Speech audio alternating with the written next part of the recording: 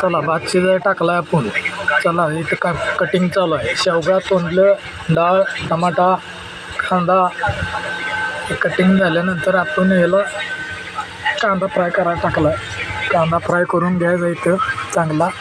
कांदा फ्राय केला मसाले टाकून मसाले बी चांगले भाजून घ्यायचे करकरीत. आणि पुन्हा मसाले मिक्स झाले की कटिंग केलेलं मटेरियल आपण यात टाकणार आहे.